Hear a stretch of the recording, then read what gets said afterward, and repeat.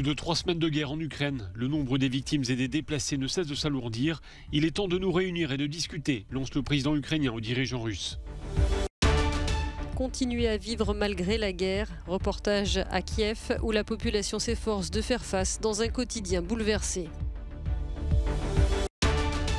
Entretien au sommet ce vendredi entre Joe Biden et Xi Jinping. Américains et Chinois ont tenté de rapprocher leur position sur le conflit en Ukraine. Grand-messe patriotique à Moscou. Vladimir Poutine salue l'héroïsme des soldats russes en Ukraine à l'occasion des 8 ans de l'annexion de la Crimée. Plus de 3 millions d'Ukrainiens ont fui leur pays, principalement en Pologne, qui accueille plus de 2 millions de réfugiés ayant fui la guerre.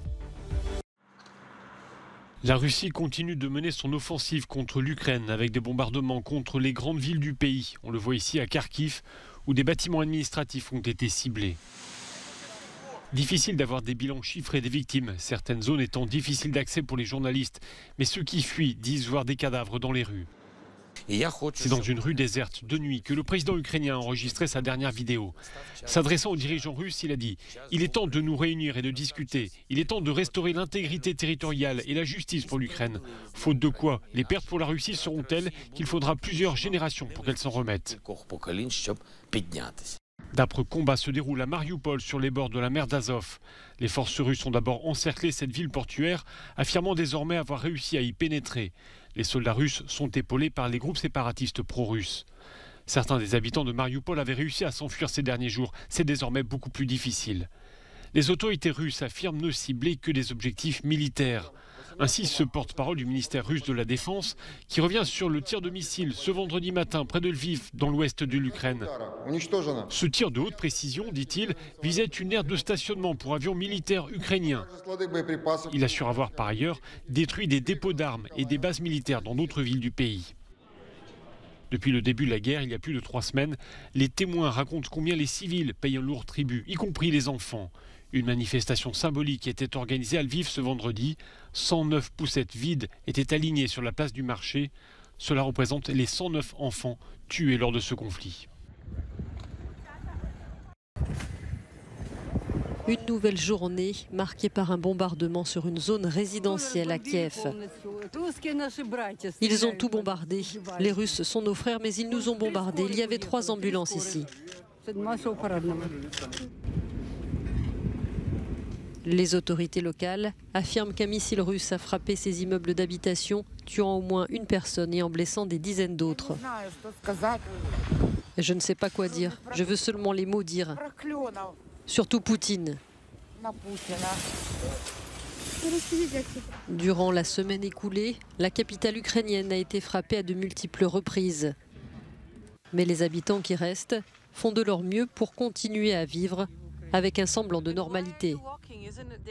Pourquoi marchez-vous? Ce n'est pas dangereux?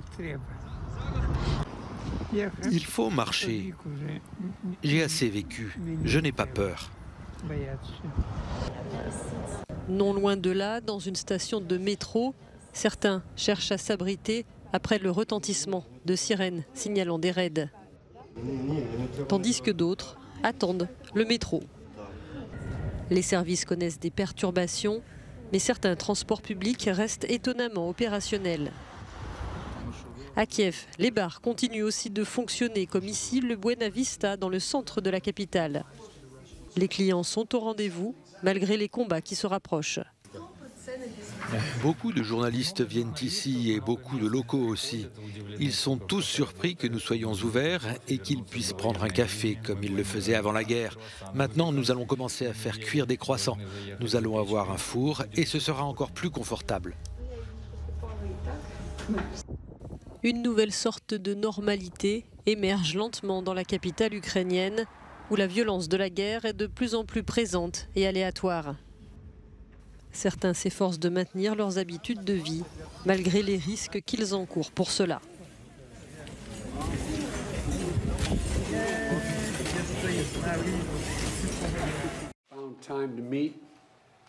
2 heures, c'est la durée de l'entretien qui s'est déroulé ce vendredi en visioconférence entre Joe Biden et Xi Jinping. Pas suffisant pourtant pour rapprocher les positions du président américain et celles de son homologue chinois sur le sujet brûlant de l'invasion de la Russie en Ukraine.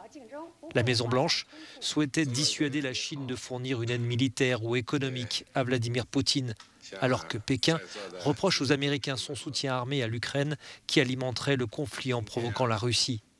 Les deux présidents ont tout de même reconnu que le conflit et la confrontation n'étaient dans l'intérêt de personne. Le stade olympique de Moscou, plein à craquer et envahi de drapeaux russes. Une grand-messe ultra-patriotique en pleine guerre contre l'Ukraine.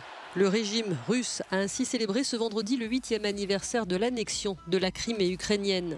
Point d'orgue du spectacle, le discours du chef du Kremlin. Vladimir Poutine a répété les raisons pour lesquelles il a ordonné ce qu'il nomme une opération militaire spéciale en Ukraine.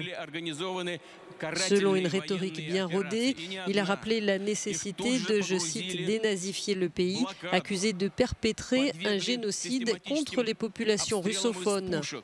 Sauver les gens de cette souffrance, de ce génocide, c'est la principale raison, le principal motif et le but de l'opération militaire, a-t-il clamé. Dans son discours, il a célébré le retour de la Crimée à la Russie en 2014 et salué l'héroïsme des forces russes engagées en Ukraine. Plus de 200 000 personnes ont assisté à ce grand gala ponctué de chansons patriotiques. Des personnalités politiques, des sportifs et des artistes sont montés sur scène, multipliant les messages d'allégeance à Vladimir Poutine. Reste un couac dans cet événement, la retransmission télévisée du discours du maître du Kremlin a été interrompue inopinément. La diffusion de l'intervention a repris en différé 15 minutes plus tard. Une panne technique a été évoquée. Ils sont plus de 2 millions à avoir franchi la frontière polonaise depuis l'Ukraine, selon un décompte réalisé par l'ONU vendredi. Un flot constant d'arrivées dans le village frontalier de Medyka. Un chiffre confirmé sur Twitter par les gardes-frontières polonais. La plupart des réfugiés sont partis avec le strict minimum, quelques bagages, leur passeport. Une fois arrivés, ils racontent le drame qui est en train de se jouer dans leur pays. Il n'y a pas d'eau, pas d'électricité. Il n'y a pas d'approvisionnement en nourriture. Seulement du pain et c'est très rare. Tout est fermé, il n'y a pas de livraison. Les enfants pleurent, il fait froid, c'est effrayant. La Russie est l'agresseur. Ils nous ont attaqués en premier. Nous ne leur avons rien fait, personne ne les a invités. Ce sont en tout 3,2 millions de personnes qui ont fui l'Ukraine, des déplacés de guerre qui se sont aussi réfugiés en Roumanie et en Moldavie, ainsi que dans les autres pays frontaliers. Avec les bombardements russes qui se sont approchés de la frontière polonaise, le Haut Commissariat aux réfugiés craint une accélération des départs. L'ONU a également recensé environ 2 millions de déplacés à l'intérieur du pays et estime qu'environ 13 millions d'Ukrainiens ont actuellement besoin d'assistance humanitaire. Selon le Programme alimentaire mondial, il y a aujourd'hui une course contre la montre pour reconstituer les stocks de nourriture en Ukraine.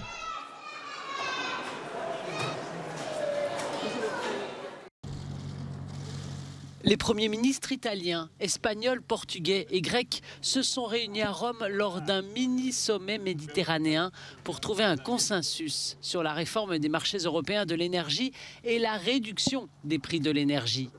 L'Italie est presque totalement dépendante du gaz. Rome importe 90% de ses approvisionnements annuels, dont 45% en provenance de la Russie. Rome, comme Madrid, est favorable à l'achat de gaz en commun par l'Union européenne, ce qui permettrait d'acheter moins cher. L'Union européenne a réagi avec unité et détermination à l'agression contre l'Ukraine. Maintenant, elle doit trouver la même unité et la même détermination pour faire face à nos crises, qui sont nombreuses. L'une est l'énergie, mais ce n'est pas la seule. Parvenir à un accord préventif, c'est l'objectif de la réunion, selon le Premier ministre italien Mario Draghi, qui a également souligné l'importance de la rive sud du continent pour l'approvisionnement du reste de l'Europe, mais aussi pour le travail qui doit être fait sur la diversification des sources d'énergie et sur les énergies renouvelables, ceci afin de réduire la dépendance énergétique vis-à-vis de la Russie. Giorgia Orlandi, Euronews, Roma.